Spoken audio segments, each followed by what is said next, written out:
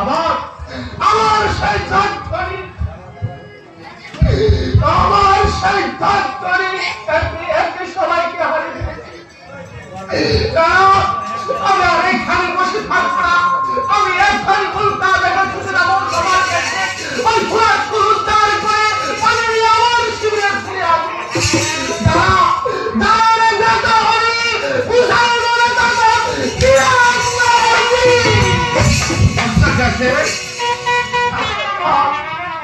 তুমি কোথায় রওনা দিচ্ছ বস্ত্র? আর কি বলবো সবাইকে তো হারিয়ে ফেলেছি কাকাদার। তাই আপনার অনুমতি না দিয়ে আমি চলে যাচ্ছি সেই সবার কাছে। কাছে আমি তোমাকে কখনো করতে দিতে যাব না বস্ত্র, কারণ আমিও বর্তমানে এই রাজপুকুর তোমার মাথায় শোভা পাবে। তাই আমি তোমাকে বলছি বস্ত্র, তুমি শিবিরে সবাইকে সান্ত্বনা দিও। এবার আমি নিজেই যাবো সেই বুড়াদের যুদ্ধে। কখনো হয় না। আমি আপনার অনুমানা এই হতভাগা কাশের চিন্তাতে আমি আপনাকে কখনো ওই সবার যেতে দেব না। এই দিকের ভয়ানক ভয়ানক সৈন্য সম্মুখে আমি তোমাকে কখনো যেতে দিতে পারি না বলছ।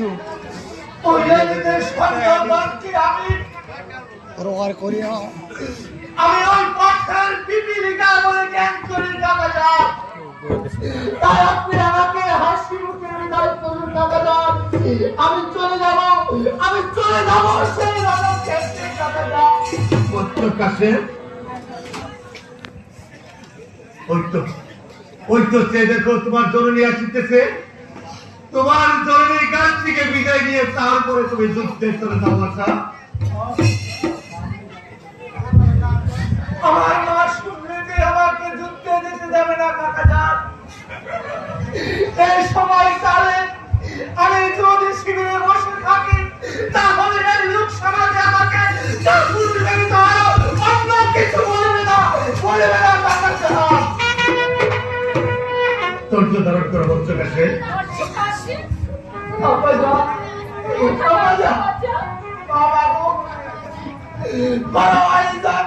আশীর্বাদ আমি চলে যাবো সেই সবাই যাচ্ছে। মা কারণ তুই হচ্ছি একটি মাত্র আমার নয়। তোকে আমি যুদ্ধে পাঠিয়ে একা শিবিরে কেমন করে বসে থাকবো রে বাচ্চা? তা কখনো হয় না রে বাচ্চা। না বাবু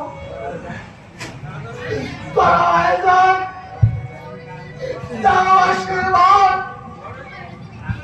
আমি যুদ্ধে অপরাধ করে আমার তোমার ফিরে আসবো।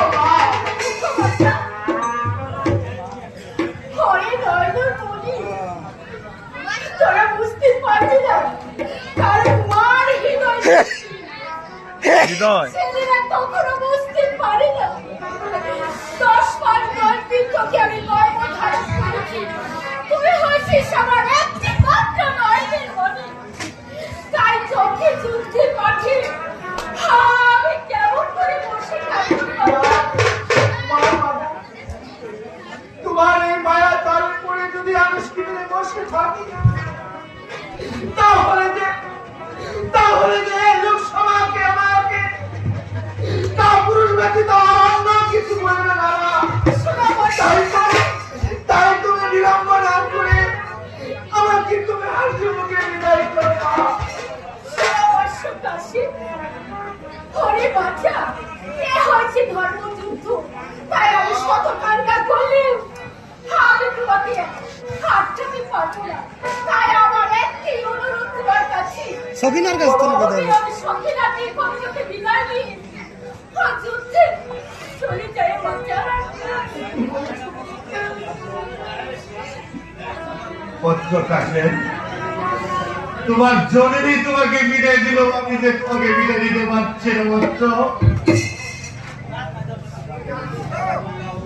তুমি যুদ্ধে যাওয়ার আগেই আমাকে দেখতে ওরা আবদ্ধ হতে মুক্ত করে তারপর তোমাকে যুদ্ধে যেতে হবে বাচ্চা।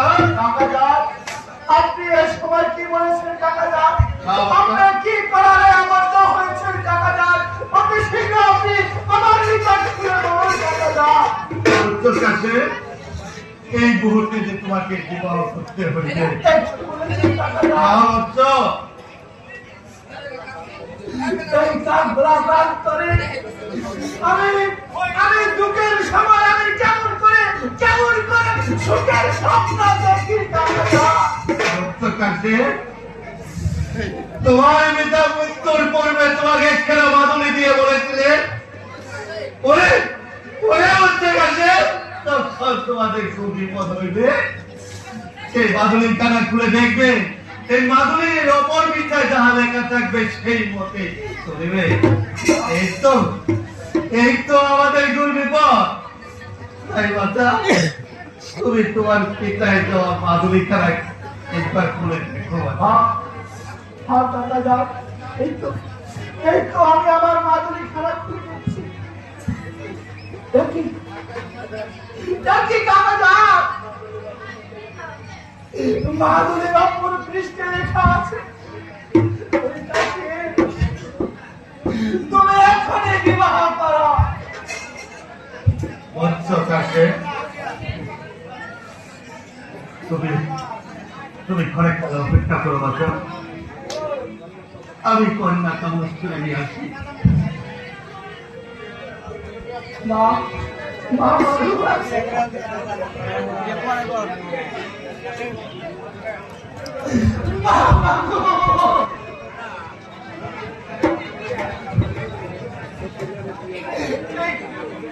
এই কাকড়া প্রান্তরে রক্তের স্রোত ভেসে যাচ্ছে। কে তোমরা বাচ্চা কান্ত হও ওই দিদি তার বিদম রাজাই খোঁজ তারা দিদি যাওয়া পাইতে না দেখছি না হবে বাচ্চা বৎস কাছে এই কালোরা বড় প্রান্তের কয়টার কোথায় তালাশ করে পাবো বাবা? তাই আমি নিজের রোডের মনে এবার পর সঙ্গীরা কি আজ আমি তোমার হস্তে তুলে দিতে এনেছি বাবা। এসো বাবা, আজ হচ্ছে তুমি সঙ্গীরা বার জন করো বাবা। বলো না ইলাহা ইল্লাল্লাহু মুহাম্মাদুর রাসূলুল্লাহ।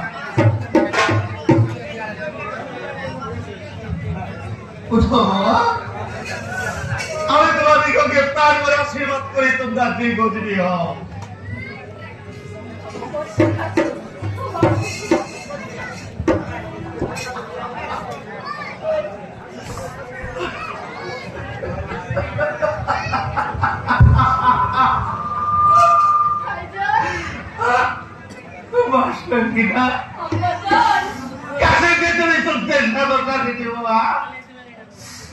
যুদ্ধে গিয়ে কেটে যাবে তোলে ওরা কুলুত্তার করে পানি দিয়ে যাতে ছেলে ভেতরে আসতে পারে। আমি জানি এই জিনিসটা সহ্য করতে পারছি না বাবা।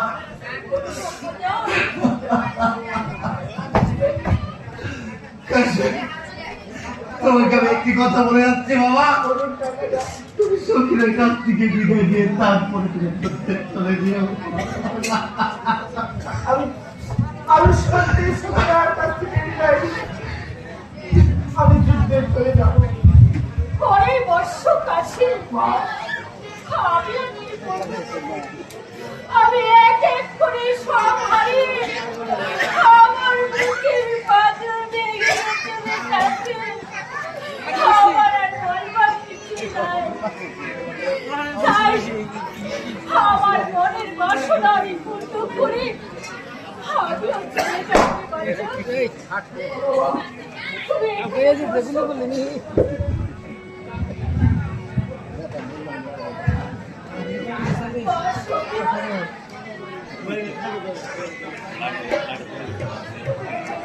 শাস্ত্রে লেখা আছে যে নাফা কবর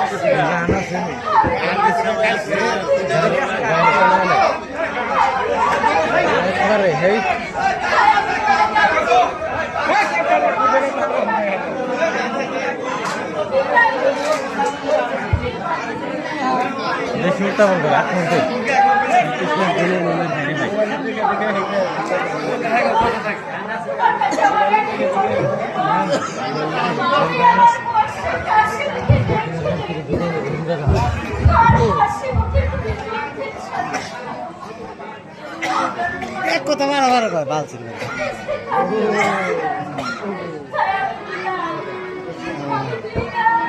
মুখ খারাপ করে যাবো কি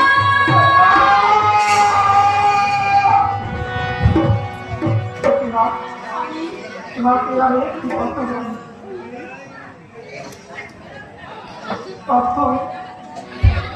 প্রথমে হয়েছিল অবরাহী।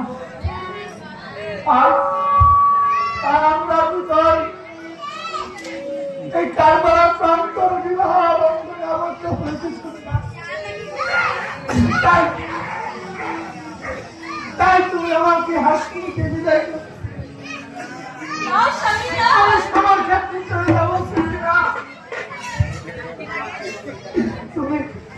তুমি আর বিড়ম্বর করো না সুচিরা, তুমি আমার হাসিকে বিদায় করো।